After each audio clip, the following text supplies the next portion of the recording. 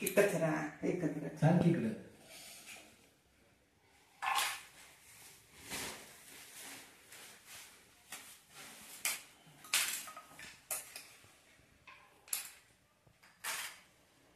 आई काय बनवतेस गाज? आज ना पावभाजीचा बेत आहे बा. बघ की पप्पान काय काय आणले तुझ्या. हे बघ पाणीपुरी आणल्या, हा पावभाजी मसाला. म्हणजे पावभाजी आहे गाज? ती पाव. वा, आज भारीच बेत आहे मग. ती काय आहे हो त्या पिशवीत? काय बघ बघ बघ दाखव. काकडे बघ ना कशा आणलेत नवीन. आईला नवीन तिथं मॉल झालंय ना, त्याच्यात आणले त्या. काय प्राइस दिसते? काय पैसे घ्यायचे आहे का? 45 रुपयाच्या काकडे त्या 2.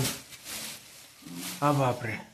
काय हे बघ असं मेनू करून ठेवलाय, आता करायला लागलोय. आता ह्यात काय काय घातले? ह्याच्यात बघ ना काय टोमॅटो आहे, शिमला मिरची, वाटाणे, परत बटाटे कट करून घातले, फ्लावर घातलाय, आणि इकडे गाजर, टोमॅटो, कोथिंबीर, कांदा, ही पावभाजी मसाला एवढं आणलंय. हा लसूण सोललाय.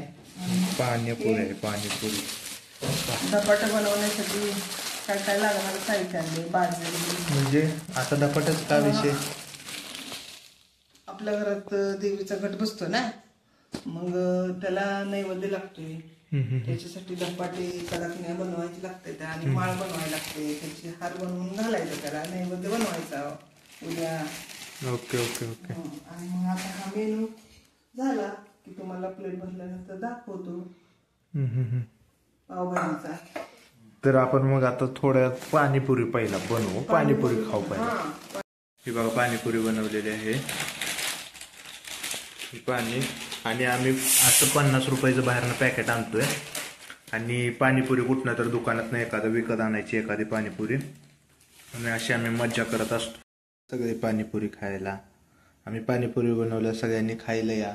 हे बघा पप्पा आमचे. तर बघा पावभाजी तयार झालेली आहे. सर्वांनी जेवाय या. हे आईच्या उपवासाचं जेवण. दशमी आणि ठेचा माझा उपवास आहे त्यासाठी. चला बाय.